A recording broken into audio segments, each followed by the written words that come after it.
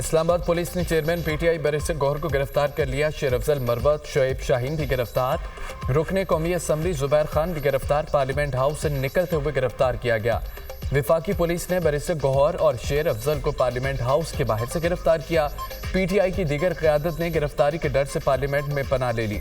उमर अयूब, शेख वकास अकरम, जैन कुरैशी, आमिर डोगर, साहबजादा हामिद रजा Ivan में मौजूद। जरताज गुल पार्लियामेंट हाउस से निकलने में कामयाब। पार्लियामेंट से निकलने वाली तमाम गाड़ियों की स्नैप चेकिंग। पार्लियामेंट हाउस के मरकजी दरवाजे पर इस्लामाबाद पुलिस, एफसी और रेंजर्स की भारी नफरी मौजूद। पीटीआई रहनुमाओं का पार्लियामेंट हाउस में इजलास। स्पीकर कौमी असम्बली से राब्तों की कोशिश। सियासी जमातें एक दूसरे के साथ बैठें। सियासी जमातें आपस में नहीं बैठेंगी तो कौन बैठेगा? बैरिस्टर गौहर की गिरफ्तारी से कबल गुफ्तगू।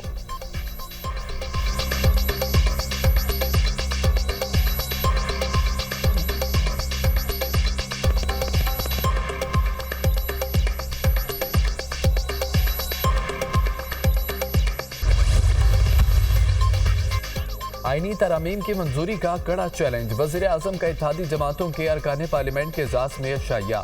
वज़ीर आज़म ने तमाम अरकान को मुजव्वज़ा आईनी तरमीम पर इत्तेमाद में लिया। कौमी असम्बली और सेनेट के रमा इजलास में तरमीम पेश करने पर इत्तफाक। वज़ीर आज़म ने तमाम अरकान को इस्लामाबाद में मौजूद रहने की हिदायत कर दी है। हुकूमत को मौलाना फजल रहमान की भी हिमायत हासिल। ज़राए का दावा, पीटीआई के जलसे में जो कुछ हुआ इंतहाई अफसोसनाक है। नासिबा जुबान इस्तेमाल की गई जिसकी जितनी मजम्मत की जाए कम है।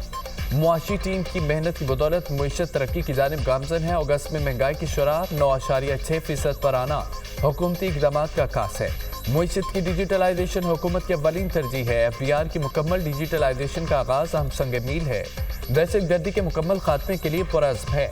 वज़ीर आज़म की अरकान से गुफ्तगू। इत्तेहादी जमातों के अरकान पार्लियामेंट का वज़ीर आज़म की क़यादत पर मुकम्मल एतमाद का इजहार।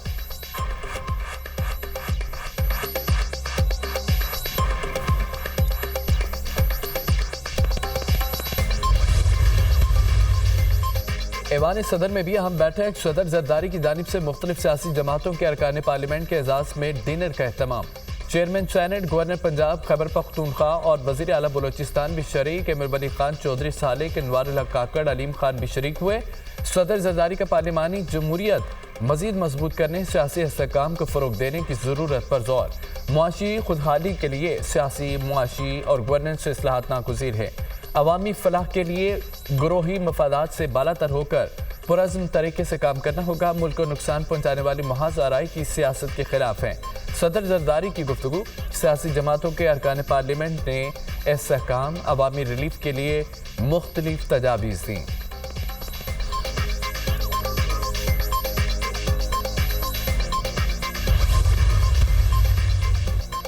बाईस अगस्त का जलसा एस्टेब्लिशमेंट की दरख्वास्त पर मुलतवी किया। बानी पीटीआई का इतराफ़। आज़म सवाती सुबह 7 बजे मेरे पास आए, कहा कि एस्टेब्लिशमेंट ने भेजा है। एस्टेब्लिशमेंट ने जमानत दी थी कि 8 सितंबर जलसे में मुकम्मल सहूलत फराहम करेंगे।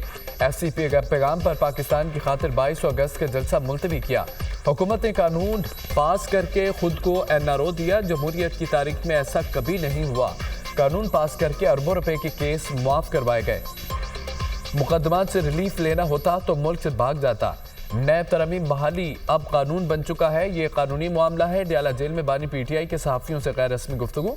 बानी पीटीआई का अली अमीन गंडापुर के सहाफ़ियों बारे बयान से इजहार लाइल्मी।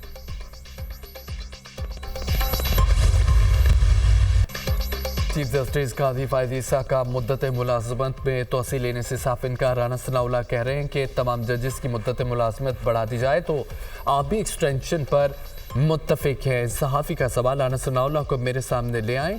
चीफ जस्टिस का जवाब, कहा कि मीटिंग हुई थी जिसमें Azam Razi Tarar, justice Mansoor Ali Shah, attorney general मौजूद थे। इस मीटिंग में राना सनाउल्लाह मौजूद नहीं थे। बताया गया कि तमाम चीफ जस्टिस साहिबान की मुद्दत मुलाजमत में तोसी कर रहे हैं। मैंने कहा कि बाकियों की कर दें, मैं तोसी कबूल नहीं करूँगा। कानून बन गया है तब भी मुद्दत मुलाजमत में तोसी नहीं लूँगा। मुझे तो ये नहीं पता कि कल जिंदा रहूँगा या नहीं। 6 जजेस के ख़त का मामला समाअत के लिए मुकर्रर क्यों नहीं हो रहा? सहाफ़ी का सवाल। चीफ जस्टिस ने कहा कि 6 जजेस के ख़त का मामला कमेटी ने मुकर्रर करना है।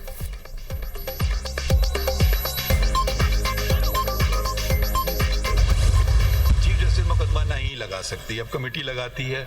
इससे पहले चीफ जस्टिस की मंजूरी के लिए कॉज लिस्ट हफ्ते की भेजी जाती थी। वो दिन है और आज का दिन है। कॉजेज मेरे पास नहीं आती, उसकी मैंने शक्ल भी नहीं देखी है। पहले कहा जाता था कि मुकदमे लगने से पहले हमें पता है कि फैसला क्या होता है।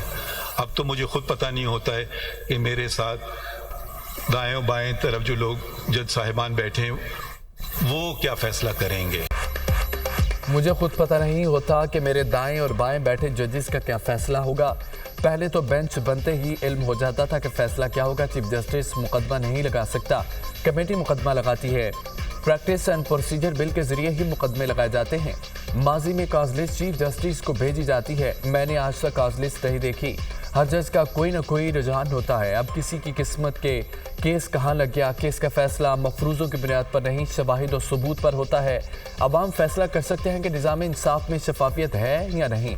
हकीकत की बुनियाद पर तबसरे ज़रूर करें, मफरूज़ों पर नहीं। एडहॉक जजेस ने छुट्टियों में 245 केस निपटाए। चीफ जस्टिस काजी फायद ईसा का नए अदालती साल के सिलसिले में फुल कोर्ट रेफरेंस से खिताब।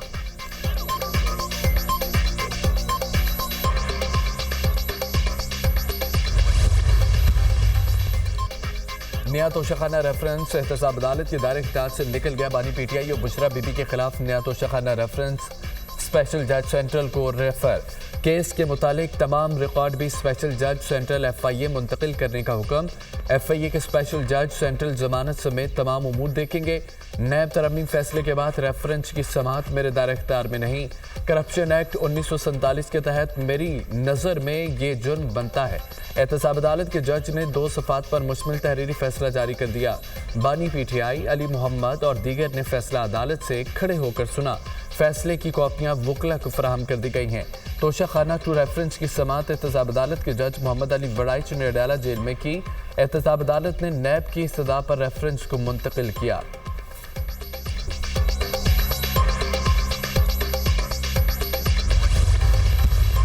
सेनेट और कौमी असम्बली के इजलास अरकान की गर्मा गर्म बहस। अपोजिशन और हुकूमती अरकान के एक दूसरे को ताने। हम फॉर्म 47 के जरिए नहीं आए, हम सियासत करके आए हैं। हुकूमत व्हील चेयर पर बैठी है, कोई बड़ा फैसला नहीं कर सकती। हुकूमत के सारे वसाइल पीटीआई के खिलाफ इस्तेमाल किए जा रहे हैं। ये कानून जल्दी में तहरीक इंसाफ के लिए बनाया गया। बताया जाए सारे पंजाब और इस्लामाबाद को क्यों ब्लॉक किया गया। आप खैबर पख्तूनख्वा में जलसा करें, तमाम सहूलियात देंगे।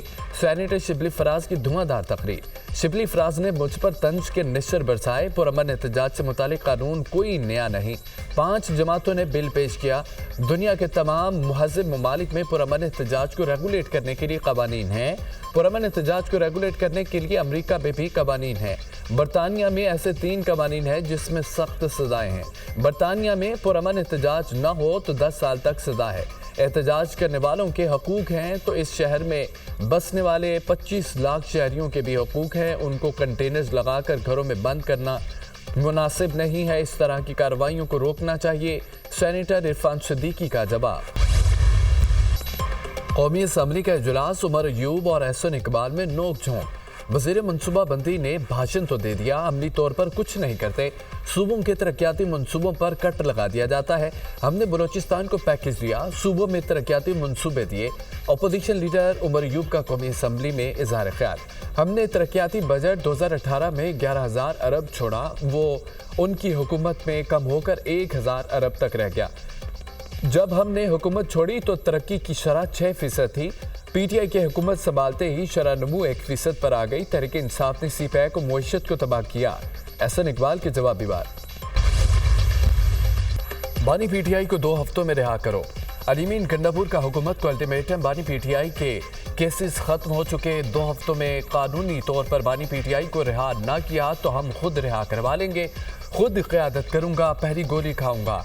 अगर पीछे हटे तो ना दोबारा ऐसा मौका मिलेगा, ना दोबारा ऐसा लीडर मिलेगा। जलसे से खिताब। अपने अल्फाज पर कायम रहना, 15 दिन में अपने लीडर को रिहा कराना। ख्वाजा आसिफ का अलीमीन गंडापुर को जवाब। कहा कि तकरीर में ये भी बताना था कि पहली बार शहबाज शरीफ को मिलने किसकी हिदायत पर आए थे। जलसे में रंगबाजी करते हो।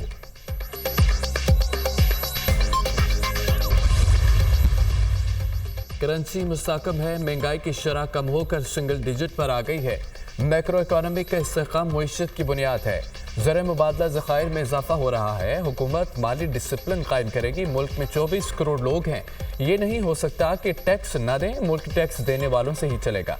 टैक्स देना होगा, मुल्क खैरात से नहीं चल सकता। FDR की डिजिटलाइजेशन का अमल जारी रहेगा। हुकूमत का कारोबार से कोई ताल्लुक नहीं होना चाहिए। वज़ीर ख़ज़ाना मोहम्मद औरंगज़ेब का सेनेट में इज़हार ख्याल।